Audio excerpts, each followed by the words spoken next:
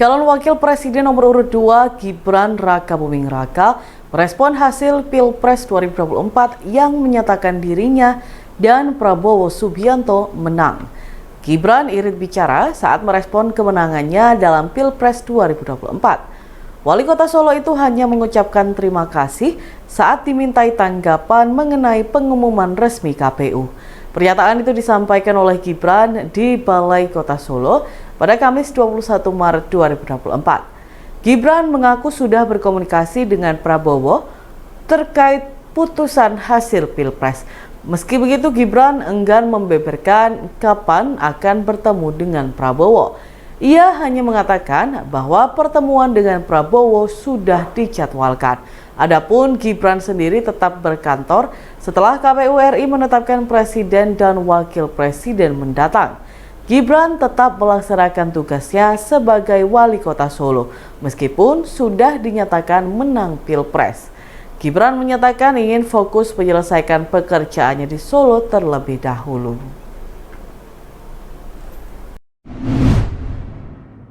Titi Soeharto turut hadir dalam acara kemenangan calon presiden dan wakil presiden Prabowo Subianto Gibran Rakabuming Raka di Kartanegara 4 Jakarta Selatan pada Rabu 20 Maret 2024. Namun ada momen menarik kala Prabowo dan Titi saling menyapa.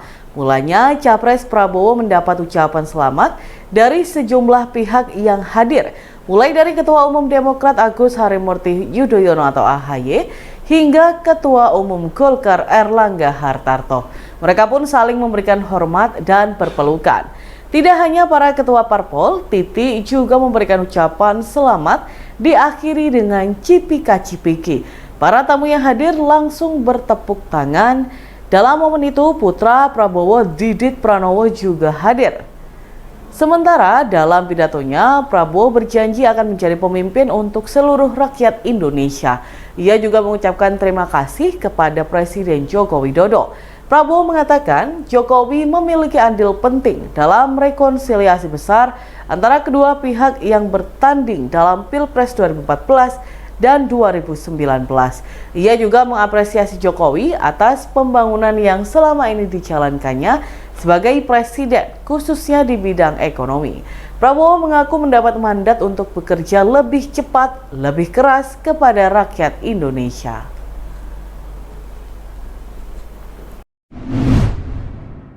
Separuh pekerja di Pelabuhan Eilat, Israel berisiko kehilangan pekerjaan setelah pelabuhan tersebut mengalami pukulan finansial yang besar.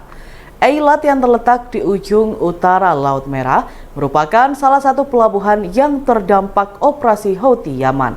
Manajemen pelabuhan telah mengumumkan rencana untuk memecat setengah dari 120 karyawan.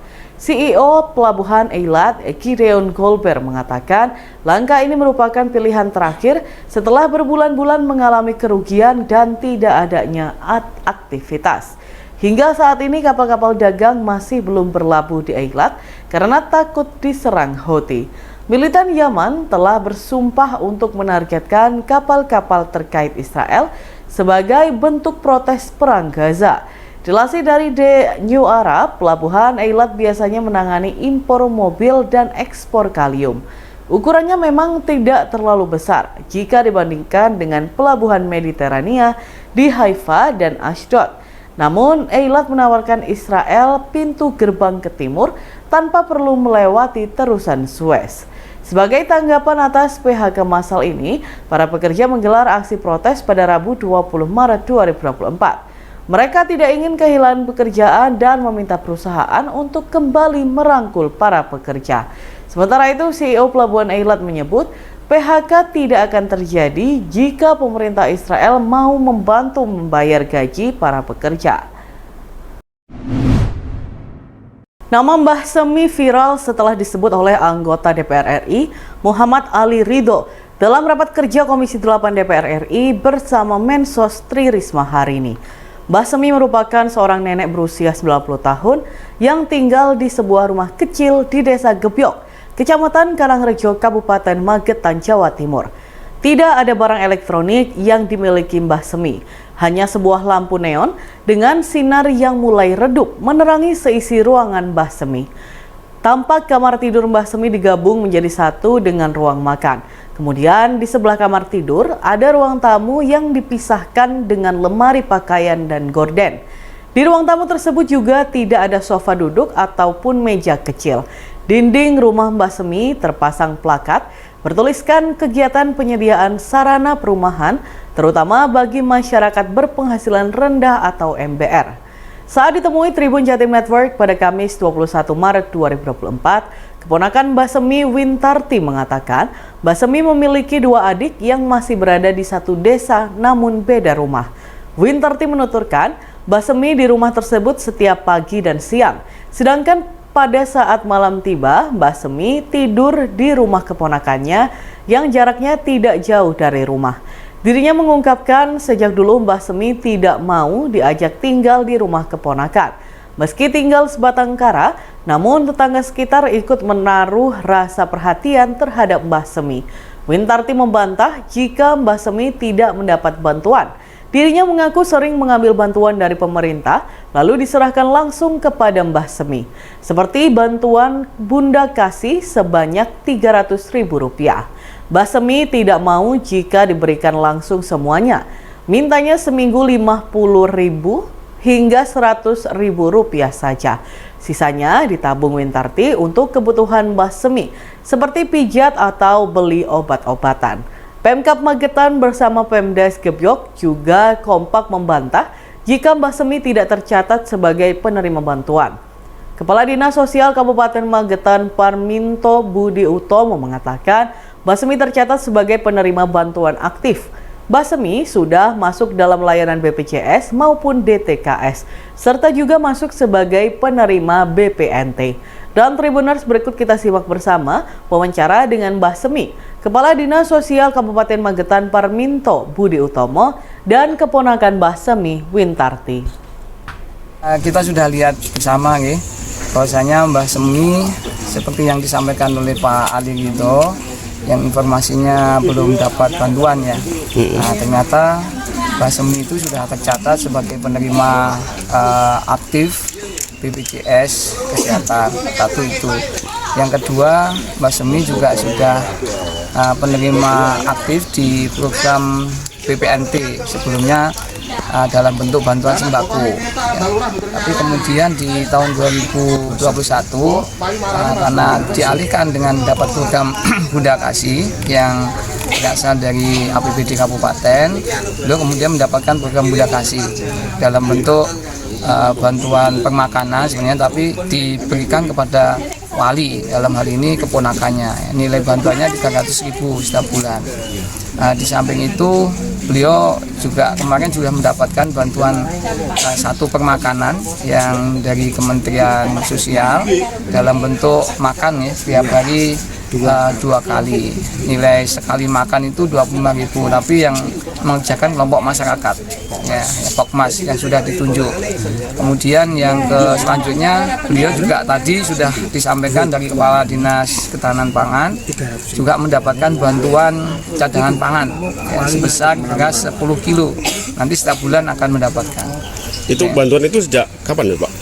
Kalau sembako dia sudah sejak 2019, 2020. Tahun 2021-nya dilanjutkan dengan program Bunda Kasih. Terus kesimpulan yang temuan Pak Ali Ridho itu seperti apa emang? Ya, informasinya Pak Ali itu datang ke sini, langsung bertanya dan tahu kepada Bu Semi ya. Ketika tadi ditanyakan Bu Semi jawabannya belum dapat bantuan. Oh gitu. Ya, padahal kita sudah sampaikan data real, di DKS juga sudah masuk. Semua sebenarnya Bu Semi sudah mendapatkan intervensi program bantuan. Bu Wintarti, Ibu Wintarti, sebenarnya Mbah Semi ini seperti apa? Tinggal di rumah sendirian atau seperti apa? Oh tidak, sebenarnya memang punya saudara ya, saudara adik 2, 3, yang satu desa cuman beda rumah. Di sini itu sendiri kan, kalau pagi atau siang saja. Kalau malam dia ke tempat keponakannya, di tempat saya, di Jepangnya juga keponakannya kebetulan. Terus dari dulu itu diajak ke tempat keponakannya nggak pernah mau. Maunya ya malam memang ke sana, pagi siang ke sini lagi. Soalnya di sana sudah ada temannya. Mungkin kan itu kalau soal bantuan itu nggak betul, tidak dapat bantuan. Itu namanya orang tua mungkin karena gini ya Pak, ya Mas, apa itu tetangganya dapat beras, dia tidak dapat beras. Dulu juga pernah dapat sembako, terus dapat juga uang bunda kasih 1 bulannya 300 itu. Memang yang ambil saya pertaniannya itu dikasih kasih semua itu tidak mau tiap bulan, paling mintanya seminggu itu 50, 100. Misalkan seminggu 50 kan berarti dapatnya 300 ya, 200 itu masih sisa 100 itu saya tabung buat beli obat atau buat tiket itu. Terus bantuan makanan juga dapat. Kalau dia di Sebatang Kara itu tidak benar, mungkin karena di itu kan mungkin karena dia memang tinggalnya di sini sendiri. Mungkin gitu. Kalau saudara yang lainnya juga masih perhatian, tetangga-tangganya juga baik semua.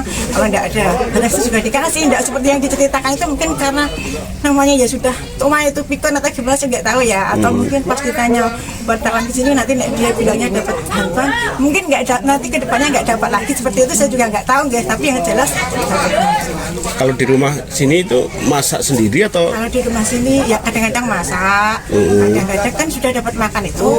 Kalau pengen nggak cocok sama lauknya pun pernah masak. Sudah tak ajak ke sana itu dia tidak mau, sudah kompor, sudah ada dapur juga nggak mau, balik lagi ke sini lagi. Cukup. Terus Bab? Selamat. Sehat ya? Oh. Mbak Semi puasa hari ini? Puasa? Oh, kalau makannya gimana Mbak? Karena jam 6 apa setengah 6. Makannya masak sendiri atau dikasih? Ya kalau dulu ya nggak masak, kalau dulu ya masak sendiri. Oh, itu memang makanannya dapat bantuan atau seperti apa? Dikasih? Dari mantren. Oh, dari pemerintah, mantren. Dua lepak. Nasi sama sayur. Terus kalau kayak bantuan beras gitu dapat Mbak? Sepindah. Kolomben kok sembako. Oh, sembako. Kenapa bentuk beras? Berapa kilo? Wah. 10 kilo. Lek teng mriki tinggal kali sinten? Lo piyambak. Piyambak. Sonten ngene. Lek dalu tileme tenggene ponakan. Nanti nggih mantu nggih. Nggih resik-resik niku Mas. Lek enjing napa nyambut? Boten. Boten. Pundi lah. Wes sepuh Mas. Boten nggih. Rumah sakit Gatul di Jalan Raden Wijaya, Kecamatan Kranggan, Kota Mojokerto, terbakar hebat pada Kamis 21 Maret 2024. Lokasi kebakaran berada di ruang kantor AKS atau Arsip dan aula lantai 2 yang di bawahnya merupakan ruang bersalin dan rehab medik. Dari keterangan saksi, mereka melihat asap di ruangan AK dan S saat hendak mengambil makan sahur di pos rumah sakit sekitar pukul 2:10 waktu Indonesia Barat. Sontak ketiga security dan satu karyawan RS menuju sumber asap di lantai 2 tersebut. Mereka sempat berupaya memadamkan api menggunakan apar atau alat pemadam api ringan. Namun api semakin membesar dan membakar seluruh bagian gudang penyimpanan arsip. Security RS Gatul Hartono mengatakan pasien di lantai bawah yakni ruangan bersalin dan rehab medik dievakuasi. Petugas kebakaran berupaya memadamkan api yang menghanguskan bangunan lantai 2 tersebut. Api berhasil dipadamkan sekitar pukul 4 pagi waktu Indonesia Barat. Kapolres Mojokerto Kota AKBP Daniel S. Marunduri meninjau langsung lokasi kebakaran di objek vital tersebut. Diketahui 5 korban mengalami luka-luka saat berupaya memadamkan api yang membakar gedung ruangan AKS dan aula rumah sakit Gatul. Kelima korban adalah 3 security, 1 karyawan rumah sakit, dan 1 petugas pemadam kebakaran. Dari pengamatan di lokasi, korban mengalami sesak nafas saat memadamkan api yang menghanguskan ruangan di lantai 2 itu. Korban dalam kondisi tidak berdaya dan mendapat perawatan medis di IGD RS Gatul. Kebakaran RS Gatul sontak menghebohkan warga sekitar yang hendak makan sahur. Bahkan PJ Wali Kota Mojokerto, Muhammad Ali Kuncoro, yang saat itu sedang safari subuh di masjid, langsung bertolak menuju ke lokasi kebakaran. Sebanyak 6 mobil damkar Kota Mojokerto dikerahkan untuk memadamkan api yang menghanguskan seluruh bangunan gedung lantai 2 tersebut. Dampak kebakaran mengakibatkan 5 korban mengalami luka-luka saat memadamkan api. Ia mengatakan petugas damkar masih terus melakukan pembasahan untuk memastikan api benar-benar padam.